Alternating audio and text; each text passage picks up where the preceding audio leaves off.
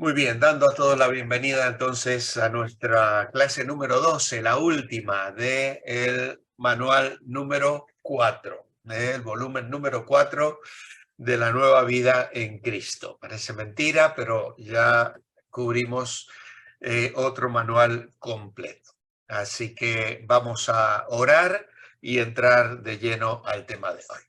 Padre, gracias te damos por esta noche, por estar con nosotros, por acompañarnos a lo largo de todas estas semanas estudiando tu palabra y estos temas que abren nuestros ojos a la realidad de un mundo que intenta engañarnos continuamente. La lucha entre la verdad y la mentira la libramos en cada una de nuestras vidas también. Gracias porque tu palabra es la lámpara a nuestros pies y lumbrera a nuestro camino. Queremos andar en la luz de Dios cada día. Nos ponemos en tus manos para el tema que nos toca meditar esta tarde y lo hacemos orando a ti con gratitud en el nombre del Señor Jesucristo. Amén. Muy bien, vamos entonces a compartir la pantalla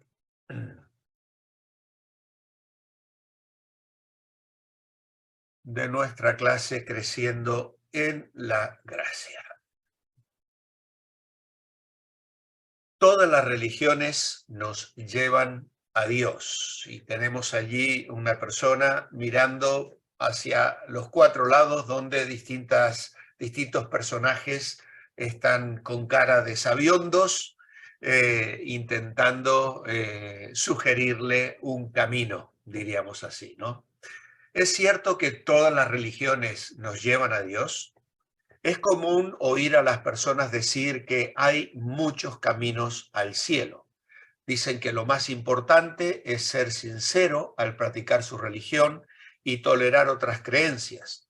Otros dicen que es suficiente amar a su prójimo sin importar a cuál iglesia uno asiste.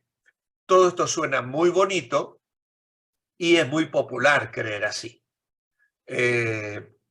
Personalmente creo que con frecuencia nos encontramos con personas que tienen la tendencia a decir, bueno, ¿cómo te puedes animar a decir que tú tienes la verdad? ¿No? Parece que eso fuera arrogancia. ¿Cómo voy a decir yo que poseo la única verdad? Lo que pasa es que la tiene Jesús, en quien yo he creído, y Él es el que nos respalda, ¿no? Ahora la gente tiende a pensar, bueno, están los musulmanes y están los hindúes, y si cada uno es fiel a lo que cree, pues va a alcanzar la salvación eterna porque ha sido fiel a lo que ha creído. Pero claro, lamentablemente esto no es así. Yo puedo tener un dolor y una enfermedad y tomar un remedio cualquiera de mi botiquín y creer con toda sinceridad que ese remedio me va a curar. Yo lo puedo creer con toda sinceridad y mirar el prospecto y tomarlo en las horas señaladas, etcétera, etcétera. Pero si el remedio no es el que mi mal necesita, por más que yo lo crea con toda sinceridad, no me va a hacer el efecto que mi cuerpo necesita para rebatir la enfermedad.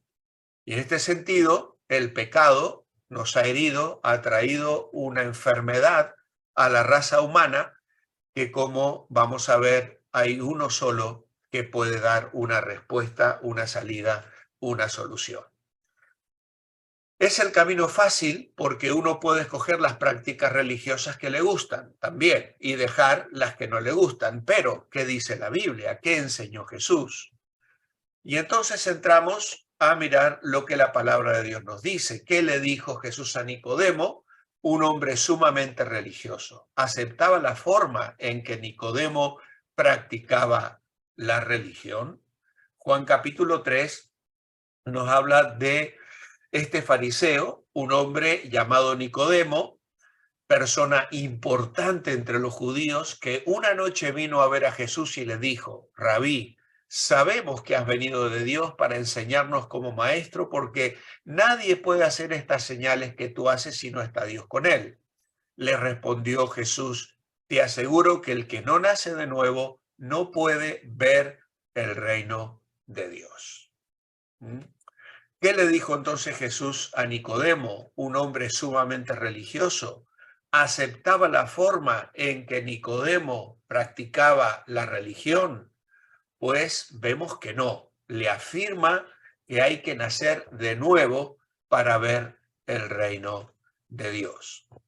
Es interesante que podamos hacer un pequeño paréntesis aquí para saber quiénes eran los fariseos. La palabra fariseo se deriva de un vocablo hebreo que significa separar, y por esa razón se lo podría traducir los apartados, los separados. No eran separatistas en el sentido que se aislaran de la sociedad, sino en un sentido puritano, es decir, mantenían un gran celo por la pureza ritual y ceremonial de acuerdo con la ley mosaica, así como las tradiciones que los ancianos habían añadido a la legislación del Antiguo Testamento. Se desconoce exactamente el origen de los fariseos, aunque parece que surgieron como una ramificación de un grupo conocido como los Hasidim o los piadosos durante la época de los Macabeos. La época de los Macabeos es una historia intertestamentaria.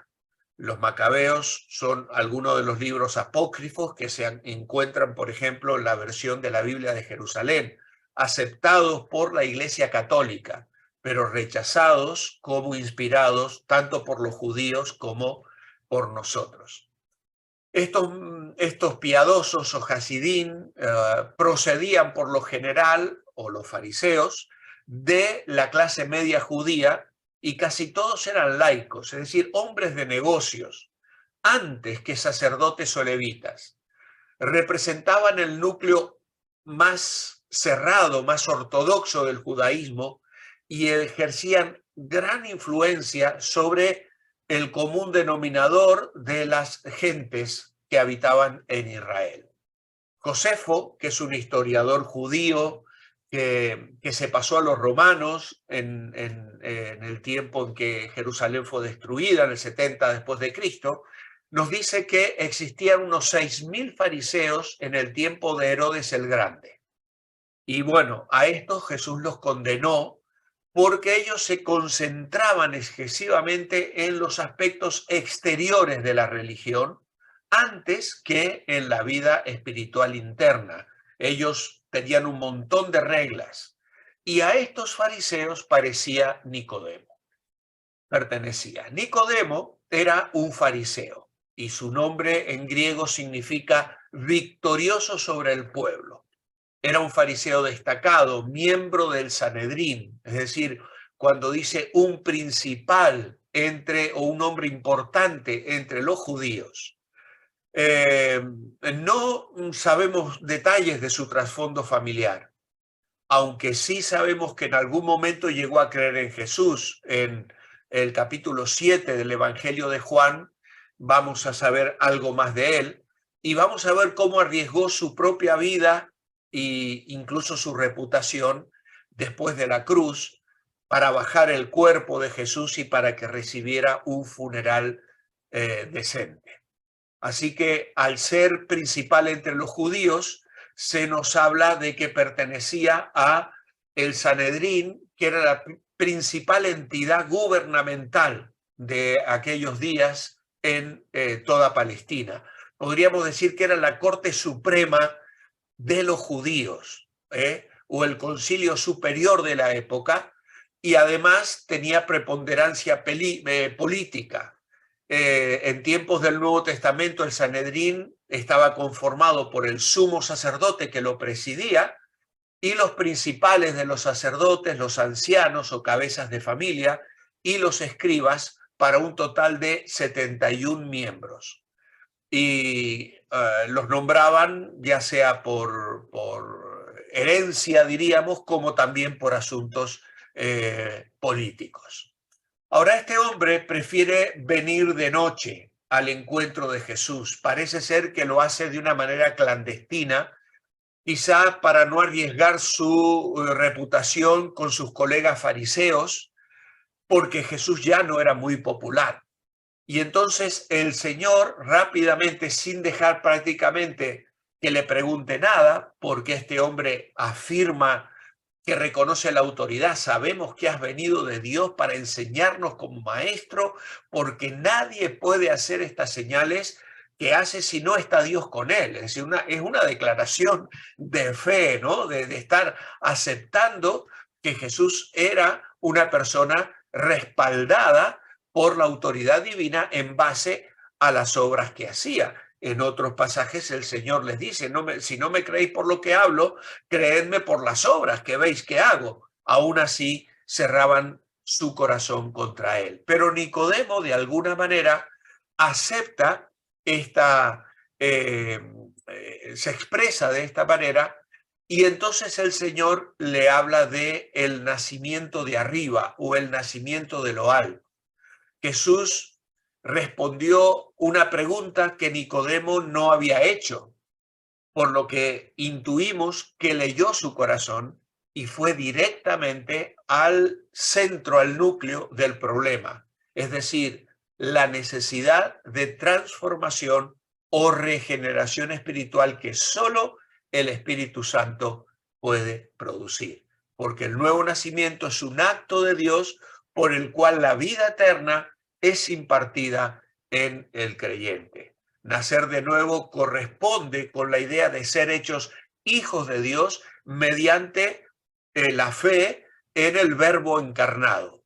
Por eso cuando el Señor le dice, no puede ver el reino de Dios si no se nace de nuevo, a mí me gusta mucho ilustrar esto con el embarazo, ¿no? Es decir, si pudiésemos comunicarnos con un bebé en el vientre de su madre y él ya tuviese la capacidad de razonar y de hablar, nosotros podríamos contarle, mira, aparte de lo que tú has vivido estos 9 meses en el vientre en el que estás encerrado, hay pajaritos, hay flores, hay montañas, hay nubes, hay mar, hay lluvia, hay tantas cosas para ver, ¿no? Y él nos podría creer o no. ¿Por qué? Porque todo lo que él ha visto ha sido lo que ha experimentado durante esos 9 meses en el vientre de su madre. ¿Qué necesita? Nacer para que sus ojos se abran y vea que lo que le estamos contando es la verdad. Y esto ilustra lo que es el nacimiento espiritual, ¿no? Si cuando tú le hablas a un no creyente, a un familiar tuyo que no conoce a Cristo, tienes esa sensación como que le estás queriendo describir algo que él no puede ver. Él no ve tu gozo, él no ve la experiencia que tienes con el Señor, él no ve la dinámica de la vida cristiana. Para él, a lo mejor estás privándote de muchas cosas, que es lo que el mundo cree, ¿no? Cuando en realidad estamos disfrutando de la esperanza, de la comunión con Dios, del gozo, de la paz, de la adoración y tantas cosas maravillosas que encontramos por haber sido regenerados, por haber nacido de nuevo, por haber visto el reino de Dios. Y esto es lo que el Señor le afirma al Nicodemo. Según Jesús, ¿quién puede llegar al cielo aparte de él? Bueno, aquí vamos a la otra cita de Juan, capítulo 14 y versículo 6. Yo soy el camino, la verdad y la vida. Nadie viene al Padre sino por mí. Por lo tanto, al cielo no puede llegar nadie sino aquellos que han creído en él. Y aquí le da a entender este pasaje que la verdad es algo que cambia según la época, las circunstancias o la opinión popular. Pues precisamente no. La verdad nunca cambia, es única, es absoluta y es final. Jesús habla de sí mismo como el camino. Nadie viene al Padre sino por mí. Y esto nos habla de la naturaleza de mediación de Cristo. Yo soy el camino, la verdad y la vida, como quiera que todo el texto pone de relieve la idea de camino. Es muy probable que Jesús, al hablar en arameo, quisiese decir, yo soy el camino vivo y verdadero, ya que en el hebreo y el arameo suelen expresar sustantivos por acumulación, ¿eh? Y lo que el griego y el latín expresan por yuxtaposición de adjetivos. Podríamos decir, por ejemplo, que Cristo es el camino en el que Dios y el hombre se encuentran. No es un camino entre tantos, sino el único camino de salvación. Ya no estamos en el estado de inocencia para ir por nosotros mismos al árbol de la vida, pero podemos ir a Él por medio de Cristo. Todo el que siga las pisadas de Cristo puede estar seguro de que no se va a descarriar, no se va a desviar del camino recto. Yo soy el camino, yo soy la verdad. No es una verdad cualquiera, científica, religiosa, filosófica, es la única verdad consistente y total. El alfa y la omega, la A y la Z, la enciclopedia completa de Dios, sin mezcla de error ni falsedad. Esa es la verdad que hace libres, que es el texto que hemos tenido como base al comienzo de nuestro manual y que hoy lo hemos pasado muy rápidamente, ¿no? Y porque ya casi que vosotros permanecéis en mi palabra, seréis verdaderamente mis discípulos y conoceréis la verdad y la verdad os hará libres. Bueno, a mí esto se me ha saltado rápidamente hacia adelante. La verdad os hará libres. Así que el Señor, Cristo es la verdad que nos hace libres.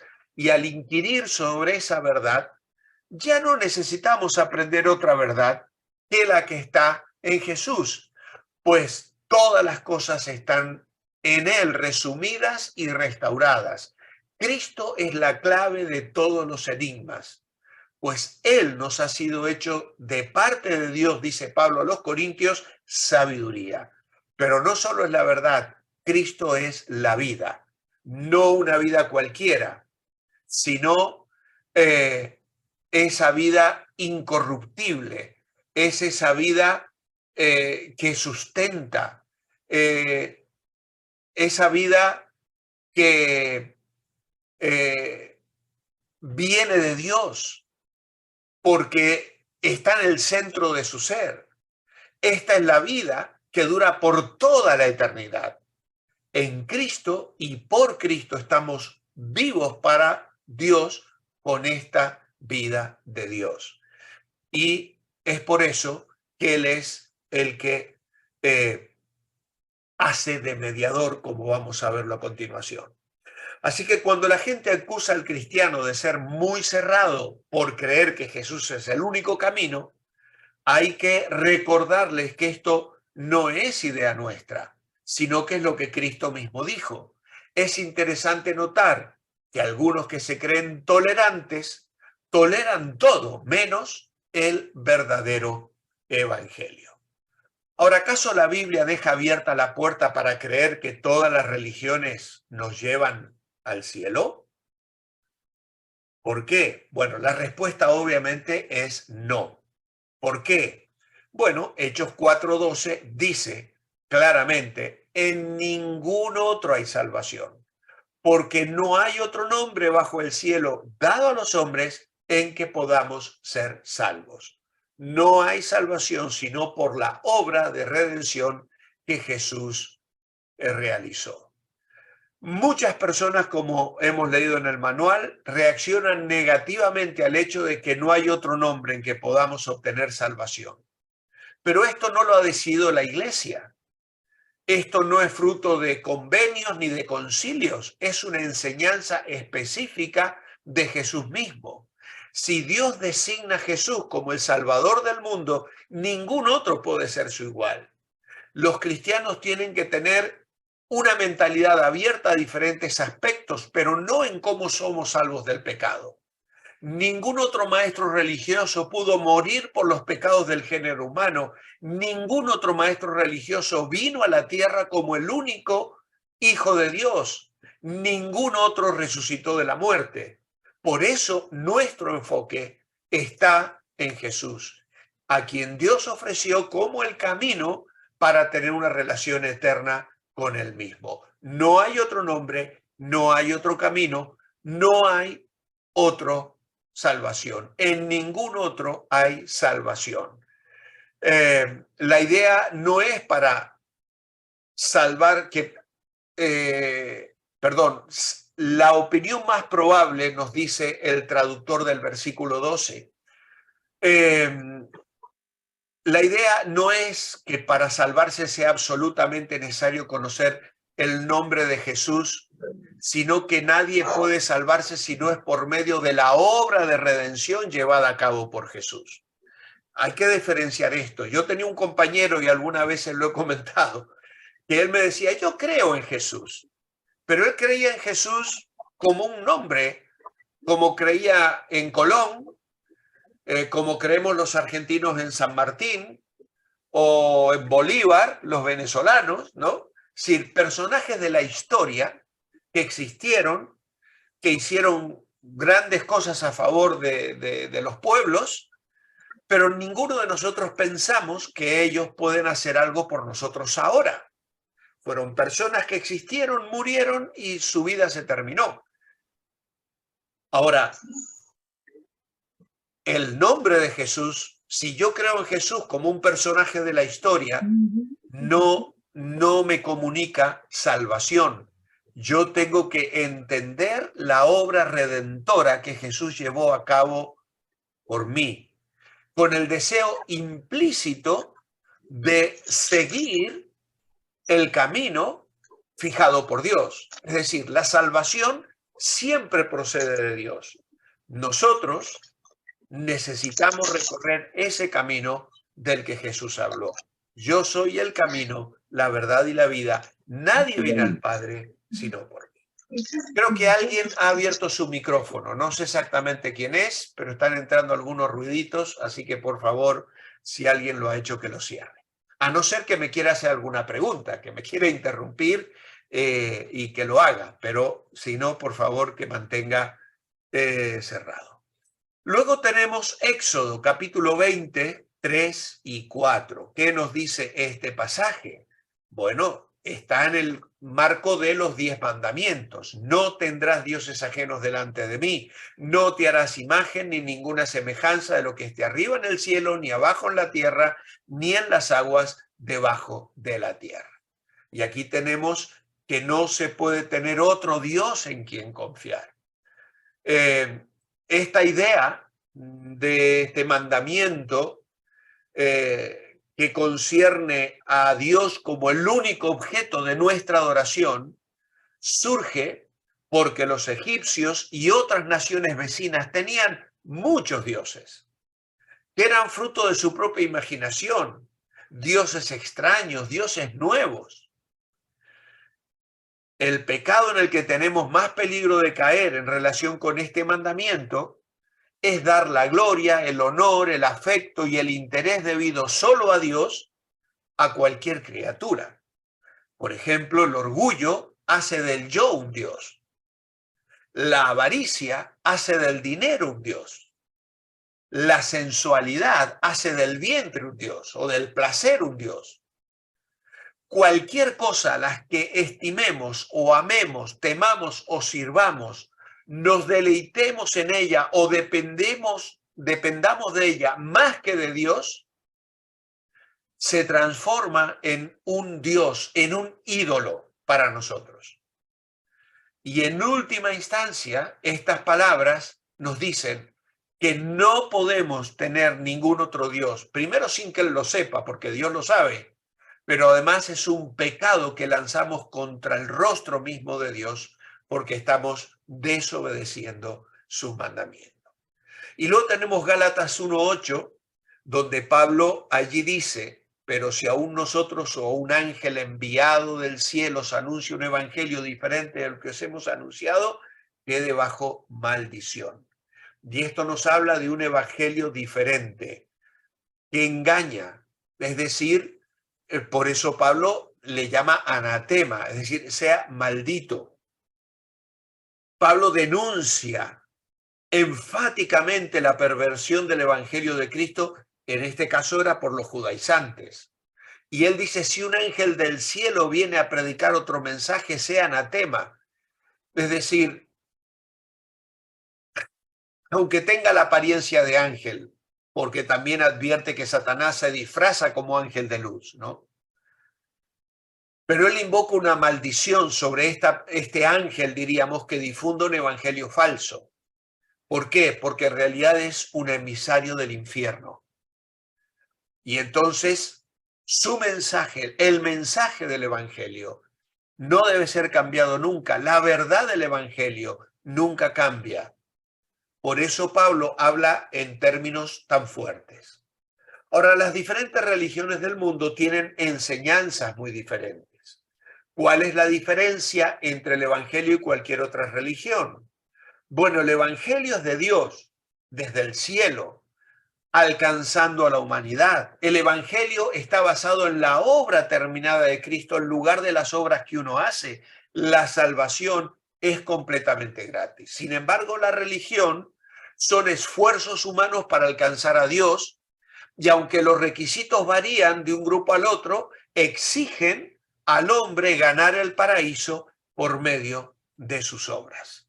Así que, ¿por qué es incompatible la idea de la reencarnación, el budismo y el hinduismo, con la enseñanza bíblica sobre lo que pasa después de la muerte?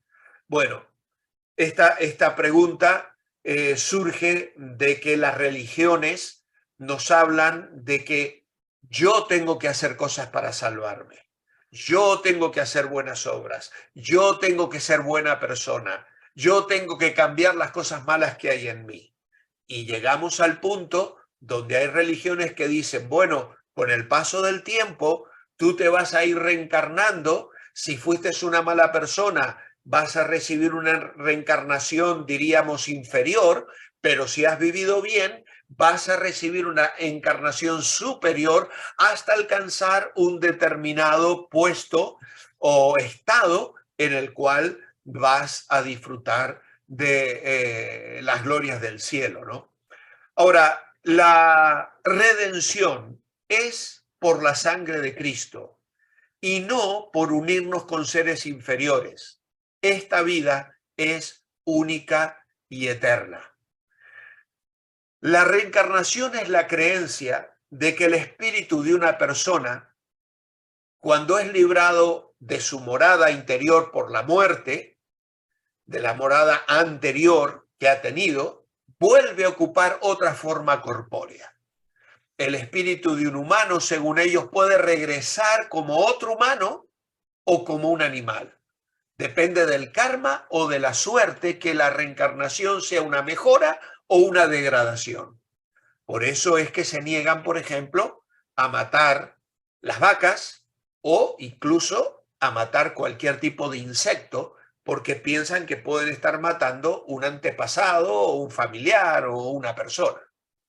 Ahora, se denomina esta doctrina, bueno, la palabra es muy técnica, metempsicosis, que significa transmigración o renacimiento. Y es afín con el platonismo, que supone una dicotomía extrema entre el espíritu y el cuerpo, pero su origen es más oriental que occidental. La idea de la reencarnación subraya la carga de reverenciar a los animales, como el hinduismo, puesto que el animal puede ser un antepasado, un ancestro. La reencarnación se enseñó sistemáticamente primero entre los Upanishad, que es una colección de escritos sagrados del hinduismo, cuya mayoría data de una época anterior a Platón.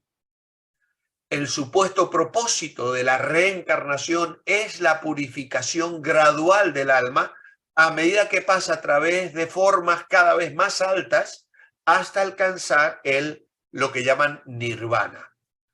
Ahora, la doctrina de la reencarnación es completamente pagana.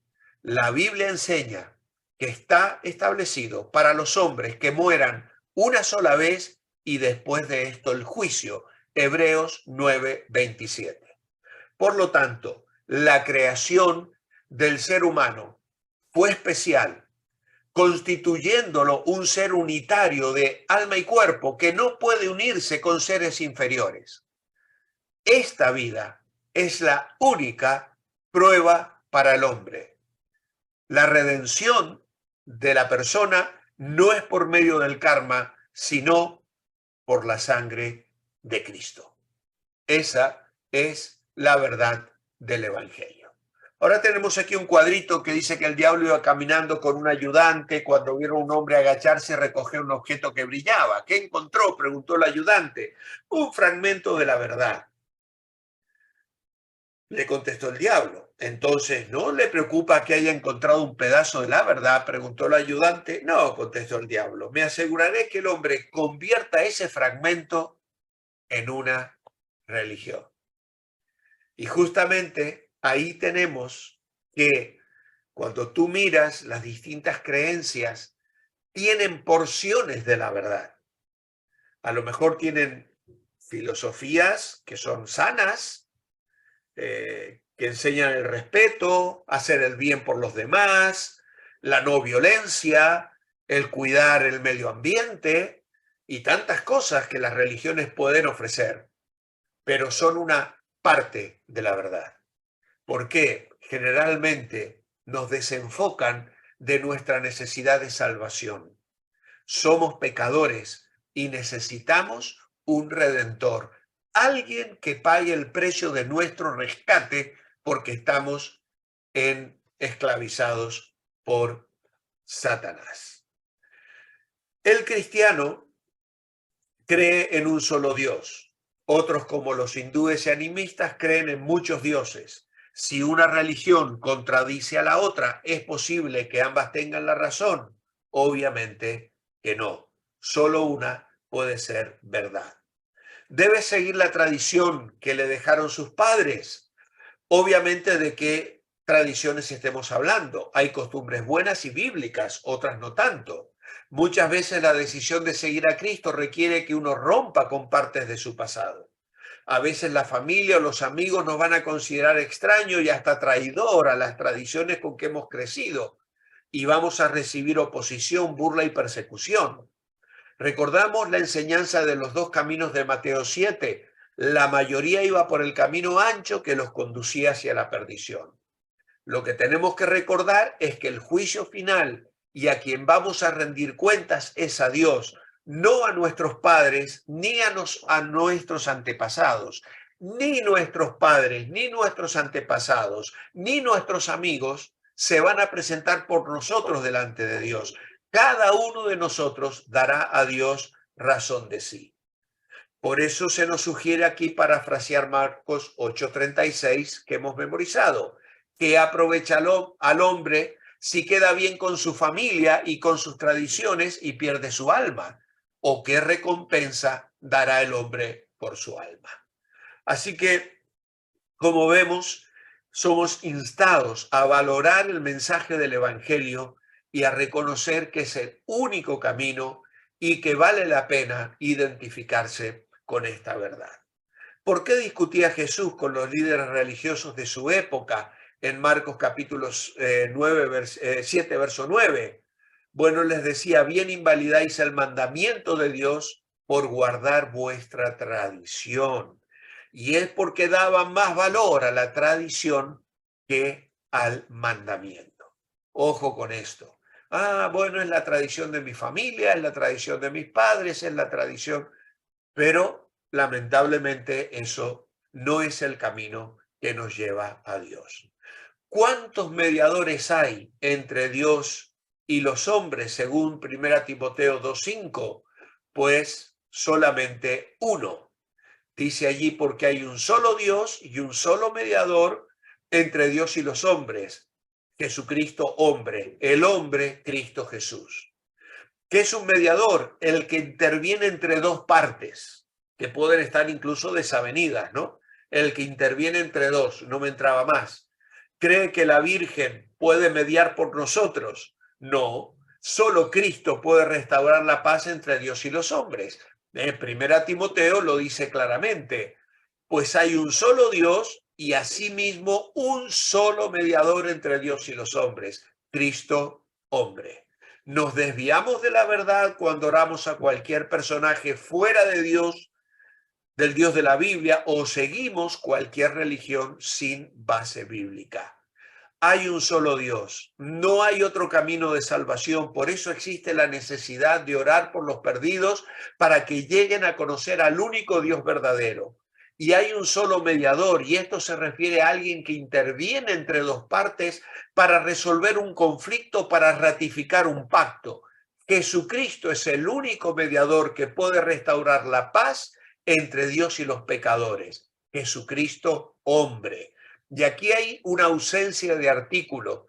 En el original griego permite la traducción Cristo, quien también fue hombre. Solo el Dios y hombre perfecto podía reunir al Creador y a la raza humana. Ahora, ¿cuál es nuestra actitud hacia otras religiones? Primera de Pedro capítulo 3, versículo 15-16 dice: santificad a Dios el Señor en vuestros corazones y estad siempre preparados para presentar defensa con humildad y respeto ante todo el que os demande razón de la esperanza que hay en vosotros. Mantened limpia vuestra conciencia para que para que sean avergonzados aquellos que os tratan de malhechores y hablan mal de vosotros por vuestra buena conducta en Cristo. Así que la instrucción es que debemos prepararnos para explicar nuestra fe con respeto y humildad. Algunos creyentes consideran que la fe es un asunto personal que debe reservarse para uno mismo. Y es cierto que no debemos ser ofensivos ni orgullosos al anunciar nuestra fe, pero siempre debemos estar listos para dar explicación amable y respetuosa cuando alguien nos pregunta acerca de nuestra fe, de nuestro estilo de vida, de nuestra perspectiva cristiana. ¿Estamos preparados para decirles a otros lo que Cristo ha hecho en nuestra vida? No tenemos que dar motivos para que nos calumnien, como dice aquí.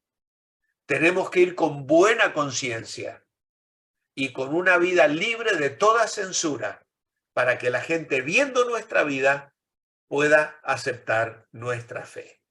¿Con qué actitud debe responder a los que preguntan sobre su fe? En comunión real con Dios, en amor y obediencia. Cuando dice Pedro, santificad a Dios el Señor en vuestros corazones. La idea es aparten a Cristo como Señor en vuestro corazón. El corazón es el santuario en el que Dios es adorado. El corazón del creyente, si nosotros vivimos en comunión sumisa con el Señor Jesús, en amor y obediencia a Él, no tenemos temor. Y entonces podemos presentar defensa. Y ahí la palabra es apologética, de donde viene el término griego que se traduce defensa. Y Pedro la emplea en un sentido informal. Insiste en que el creyente debe entender lo que cree, por qué es cristiano, para estar en capacidad de explicar sus creencias con humildad, con prudencia y de una manera comprensible, razonable y bíblica. Hay una esperanza en nosotros y con buena conciencia la queremos comunicar para bendecir a nuestros semejantes. ¿Qué actitud tenía el Señor para los no creyentes? Bueno, Mateo 9 dice que veía a las multitudes y tenía compasión de ellas porque las veía como ovejas que estaban desamparadas y dispersas, sin pastor. Y entonces le dijo a los suyos, la mies es mucha, los obreros pocos, rogad al Señor de la mies que envíe obreros a su mies. Por lo tanto, debemos ser firmes, tener convicción de lo que creemos. ¿Por qué lo creemos? No nos asustemos si nos acusan de ser intolerantes o cerrados. Tenemos la verdad, la única verdad. Recordemos que Jesús dijo que Él es el único camino. Y cuanto más hablemos con gente de otras religiones, con más compasión y gentileza debemos expresarnos, nunca con desprecio, porque no queremos ganar discusiones, queremos ganar almas para Cristo. Así que nuestros falsos y verdaderos, para concluir la lección, son los siguientes. Lo más importante no es lo que creo, sino que sea sincero. Pues esta es una declaración falsa, como ya lo dijimos al principio. Sería una traición ir en contra de las tradiciones de mi familia. Es otra declaración falsa, porque nosotros tenemos que seguir la verdad de Dios, no la de las tradiciones o de la familia, por más amor y cariño y herencia que nos hayan dejado. Hay muchos caminos para ir al cielo, también es falso. Todas hoy son falsas. No hay muchos caminos, hay uno solo.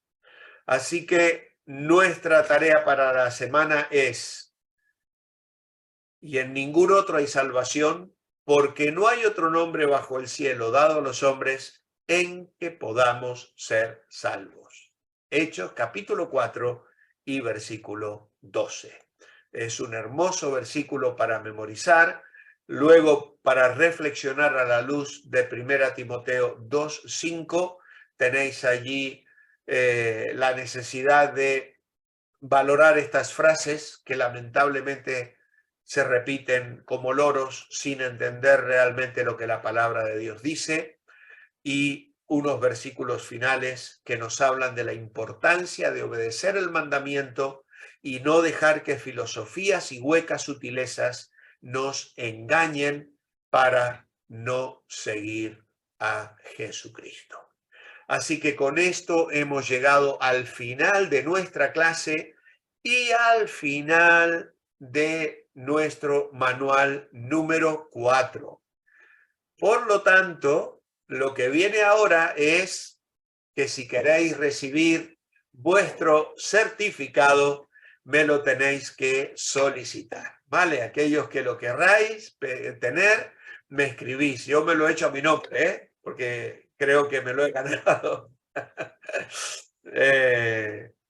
Así que, a modo de ejemplo, me he puesto el nombre mío, pero con todo gusto os lo voy a completar con vuestros nombres, si habéis delante del Señor cubierto todas las lecciones y habéis disfrutado de la enseñanza que hemos compartido. Así que con esta nota alegre cerramos nuestro estudio de esta tarde. Que el Señor os bendiga a todos.